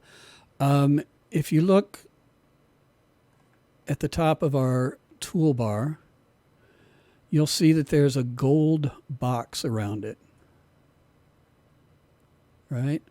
That means this top section is what your keyboards and your edits are doing. So any commands that you use, any tools, it's going to be affecting this top section. If you click down here on this bar, this will become gold. That means you're working with the MIDI editor section. Everybody got that? That's really crucial because you'll sit there and hit the wrong button and not know why it's not working. So it's a gold box for this section or for this section just by clicking on the blank spaces in the toolbars. You can also see that there's a separate toolbar down here for the MIDI editor than from the top editor. Right? So we have this toolbar down here. These are your MIDI tools. Same tools. So what, excuse me. So all of those commands that I showed you earlier with the F keys, if you have your MIDI editor selected, right, then all my F keys are going to change these tools. Right? If I have this selected, it's going to change these tools. Oh, whoops, sorry. I have the upper part selected. It'll change the top toolbar tools. So I wish there was some shortcut. I haven't found it. If there is one, and if you find it, please let me know, to switch between the MIDI editor and the main editor. Because you might go up here and do something, and then you come back and start working and realize that you're in the wrong window. The only way I've found to do it is to click. Right? So let's look at these elements here. You can see, do I have two piano tracks? What is this? Just delete that.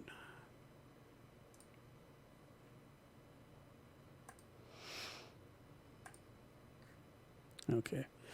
Yeah, we're using the piano called Duplicate. You can just delete that other one. I was just screwing around and that ended up in the session accidentally. So this one called Piano Duplicate, you can see it's up here, right, in your track area, and then down here also. In order to see the little blips, the little MIDI blips, you have to have this dot selected. And in order to edit them, you have to have the pencil tool on the track that you're working on. Okay? So we don't want to see the click track. I could turn that off. But we want to see the piano. So if I turn it off, all my data looks like it's gone, but it's not. It's just right there. And just make sure you have the pencil tool to edit and make sure this view tool is on. Okay. So there's another little strip of data down here. And this is all the continuous controller data that we've been kind of talking about a little bit, the MIDI data. And we don't really need to see that. So you can just click on that little arrow above it. See that opens it. Close, open, close. So you can just close that out. So the only thing I'm going to get into right now, really, for the MIDI editing, is editing the velocity. So you have your same tools here that you have on the other in the other window. So what you're going to do is you're going to grab your trim tool. And if you take your trim tool and you, sorry. Is it working? I'm sorry, it's a hand tool. It's a grabber tool. Sorry. So if you take your grabber tool and you hover it over a note and you hold down the command key, you see the tool changes shape, becomes a little bracket. Can you guys see that? So if I hover it over a note and I press the command key, it changes shape. What that's going to do is it's going to enable us to edit our MIDI velocity. So if we listen to this piece,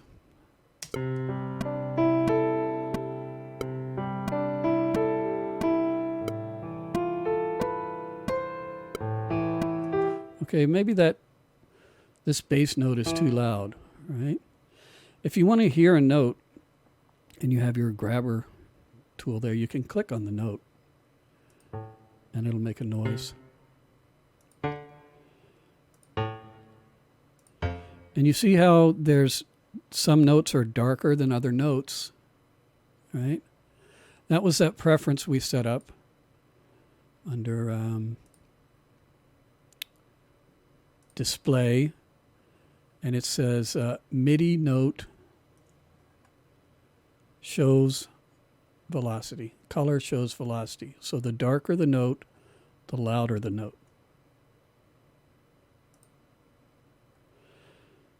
So we heard this bass note and it was too loud. So what I can do is I can hold down the command key. I can click on the note and you will see over in this corner, right in this area, let me see if I can zoom in and do it. Right in this area, you'll see a numerical representation of the velocity of that note. So if I click, you'll see 94 is there. Right? While I'm holding down the command key, you click. If you drag down while you're holding the command key with this grabber tool, you see the velocity gets softer. Right? So if I wanted to make that bass note softer, I could just grab it with that tool. And you can kind of visually go through, you know, like I said, I'm a sloppy piano player, so I can see that like that note looks really loud. It's probably not going to sound very good, you know? Yeah, it's really loud. So you can kind of visually go through and clean up some stuff if you like. Just holding down the command key and dragging down. And so...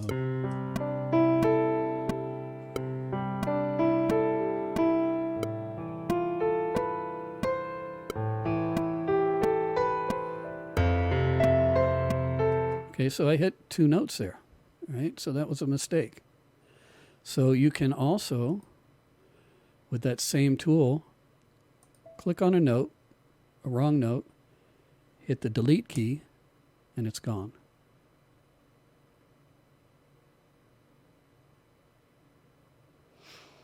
Okay, I want to show you one other thing that's that you're going to need for your assignment.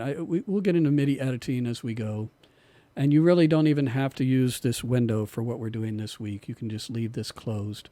The way you close it is to click back on this arrow. It's moved up at the top now, the little down arrow, and you can close it out. If you want to play around with it, you can.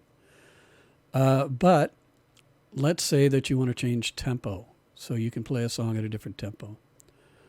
If you look here, first of all, before you do any tempo operations, hit the return key. So your cursor is back at measure 1. Right? If you were to have it in another measure, like here, and you hit the little, you'll see in the ruler bar here, there's tempo, right? And there's a little plus icon beside it. So my song at the beginning is at 90 beats per minute. And if I were to add a new tempo change with my cursor at 5, it would put my tempo change at measure 5. So I say we go to 70. So now I have 5 bars at 90 and the rest at 70.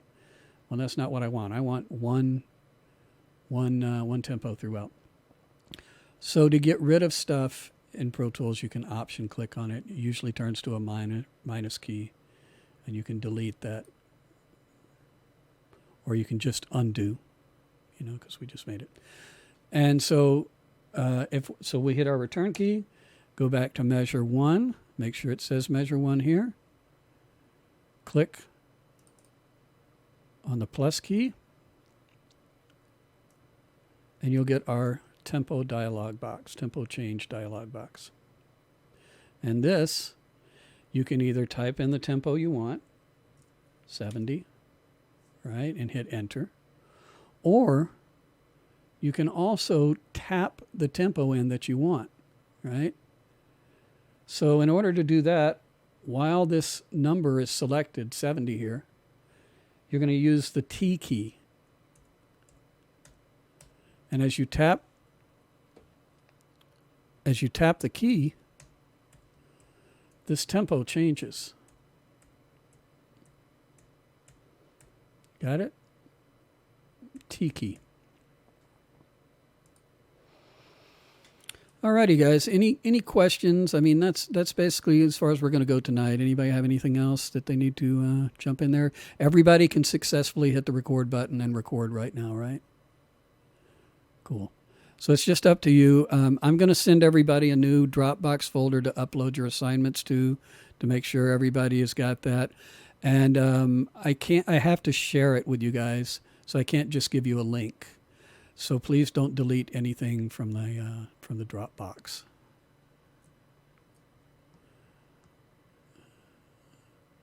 All righty. I have a question. Yeah.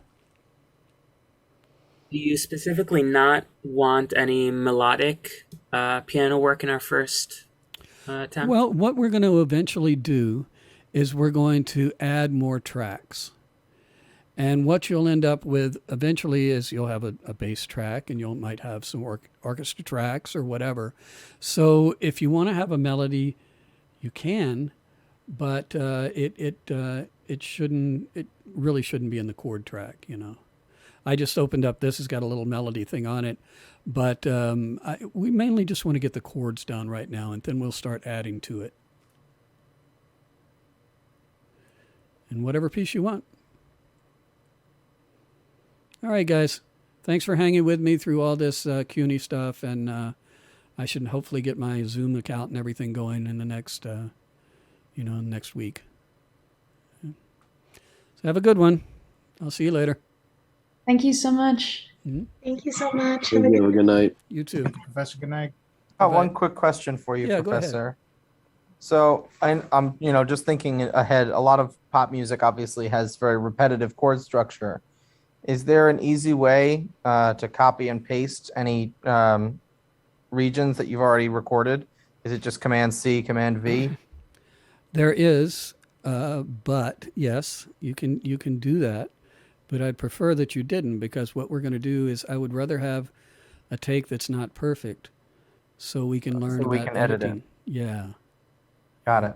Is that all right? Yeah, I've done a lot of work like this. I've done it all in Logic though. Oh, okay. So yeah. It's the same thing. A bit of It's a code shift. yeah, it's just a different commands. It's the same thing. Logic is a great program. I use it also, but because I'm an audio engineer, Pro Tools is much better for audio. Gotcha. There's some parts of Logic that are just almost impossible to get past for me, and I've been working with Pro Tools since it started. So I really am a strong believer in this platform. Sure. But yeah, I'm I'll excited tell to learn more about it and learn why Yeah. so many people use it. Because I mean, I know I have colleagues who use Pro Tools for their professional recording equipment and stuff like that. Yeah, absolutely. And I have to say that I've had instances with the same session in Pro Tools and Logic, and Pro Tools sounded better. Now, I don't know exactly why that was, but I have had that happen with, especially if I'm using an Avid interface. It's almost like they dumb down the interface for Logic. I don't know if that's really true, but I swear to God that I have pulled up the same multi-track recording sessions in Logic and Pro Tools sounds better. Interesting. Yeah, it's funny, huh? You wouldn't think that. You would think it's just an audio interface. I don't know what it is, but I'm a mixer. I get big sessions with 200 tracks, and I have to mix them down and make projects out of them. Make final mixes, and it's just a much easier way for me to work. There's stumbling blocks about Logic. For example, you can't name your aux sends and have it transfer from one person to the next. So I go through and I name I'm very meticulous about how I name everything. I name this one's going to reverb 1, this is going to reverb 3. In Logic, you can rename things, but it doesn't stay with the session. It stays at the computer level. So I name all of my reverbs, and I send my same session to somebody else, and Logic comes up with their names, not what I named it, And so Gotcha. I don't know why they won't fix that. If I had one thing that would make Logic much better, it's that one thing. Because a lot of times I'll get sessions that people already start. The producers will have a lot of Sure. stuff already going. Right. So this is about a better platform for collaborative work like that. Yes, I think so, and it's a much better platform for mixing. Right. Actually, if one of my colleagues is a woodwind player and he plays for Sesame Street. Oh, nice. And he'll record through Pro Tools. They'll send him the project. He'll add his track, and he'll send it back. Yeah, I do that constantly, nonstop. And today, there's so much manipulation that goes on with audio. People will they might just send me a track and they've just recorded, and they say just vocal tune it, or make the drums be in time, or those type of things, and I'll have to manipulate and send back to them.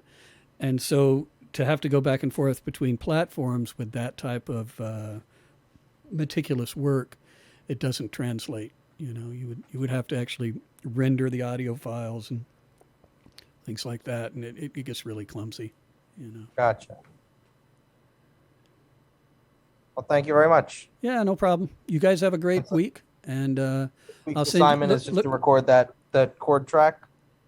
I'm sorry, say again. This week's assignment is to record that track for chords. Right. And so the assignment is in your in the tracks materials folder, I believe. Perfect. Okay, thank you. All right. Have a good night, guys. Professor, I have a question. Yeah, go ahead. All right, so I downloaded a free version of Pro Tools. I was away last week, our first class. Okay. And I'm just catching up now. My question is, I scheduled an appointment next week to get all the materials that I need, such as, keyboard and so forth. You know how there are apps you could use to make beats? Right.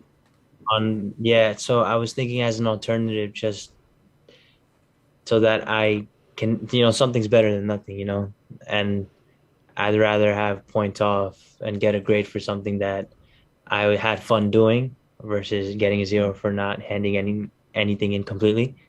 Well, are you going to work in Pro Tools? What are you talking about sending?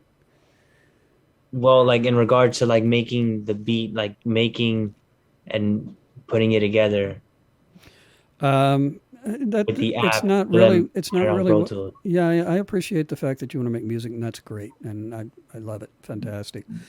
But right now we're learning Pro Tools, and the whole point of the assignment is to learn Pro Tools. So I can't see how that would be helpful in any way. You can't get Pro Tools this week at all. No, I have Pro Tools. That's what I'm saying. Oh, so what are you missing? So I don't have the keyboard to Oh, make. you don't have a keyboard. Oh, okay. Yeah, that's what I'm saying. Like I'm an amateur. Ah, Like this is like I took this class with the means of like wanting to get out of my comfort zone very much. So yeah, I yeah, I yeah, have Pro yeah. Tools, but I figured as an alternative, you Well, it know, doesn't have anything to do with this assignment. I mean, it's cool that you can make beats, and I love beats, and that's great, but it doesn't have anything to do with this assignment. Um, hmm. I mean, there are ways to enter notes in manually. You could possibly do that. I could show you quickly how to enter in some notes, just so you can have something. I just want to. The point is just so you're able to make the tracks and make a piano track and get the instrument going and have some data that we can edit. You know, you can actually, if you open up this edit window, the MIDI editor that we talked about down here, mhm. if you open this up and you get the pencil tool, right? Let's just delete this for a second. So you get your pencil tool. You can add notes manually, right? So your stuff is going to, if you wanted to add a C major chord, you could click there and add a note, and you can drag the notes, right? So how the length of the note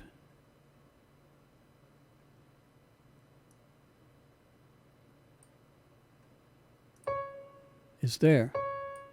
So if you wanted to make, a measure of chords, you could take a note. You could add one there. You can add one there.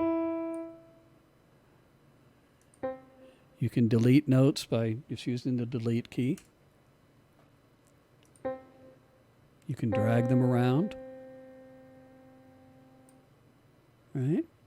So that's the pencil tool to add notes. To make notes shorter and longer, you can use this trimmer tool. Right? And you can make the note, and it's going to click to whatever grid you have set. So if you have it set for a 16th note, that means that these are only going to move in 16th note increments. Okay, this is the kind of stuff we're going to be doing the next week. But just to get you started, just get something. You don't have to do the entire 2-minute piece. Just get something going so you get your hands on the actual interface.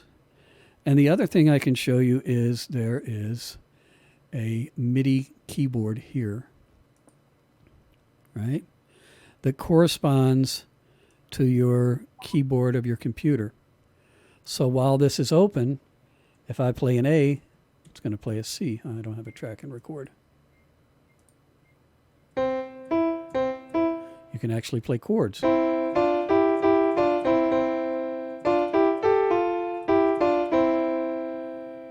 Right? So that's another way to input data. And these knobs here change the octave. So, and this changes the velocity, how loud or soft it is. Right? So with those two elements, you should be able to enter in something, just to get started with. Well, so essentially everything that I need is already in Pro Tools. I don't need You the need other you material. need a keyboard eventually, but because we want to be able to play a rough. Whenever you enter in notes like this, they're completely on the grid, and it's very mechanical. There's no, there's nothing, there's no fluctuation at all. All your notes are going to be the same velocity. All your notes are going to be, exactly on the grid, and it becomes very mechanical sounding.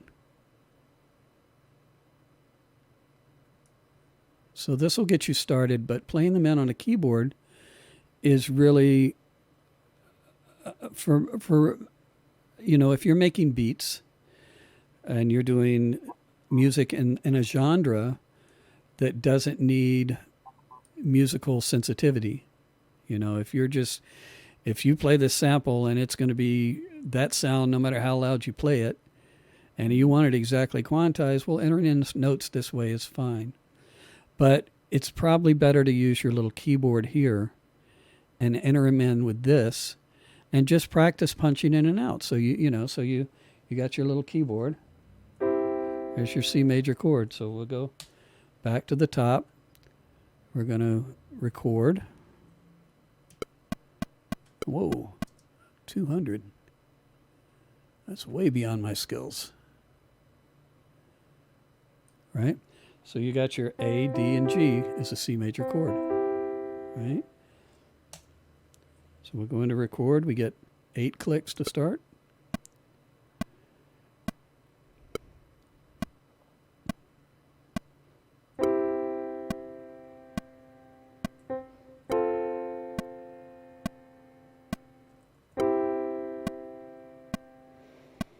Now you've entered into your data.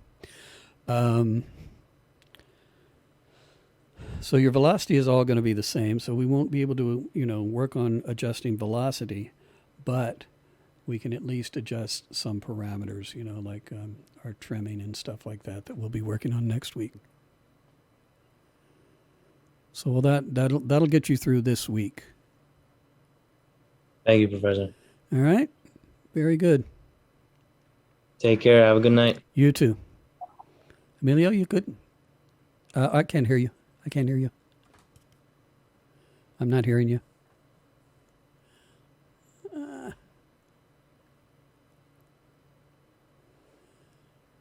No microphone for some reason. Is your Pro Tools open? Just quit Pro Tools for a second.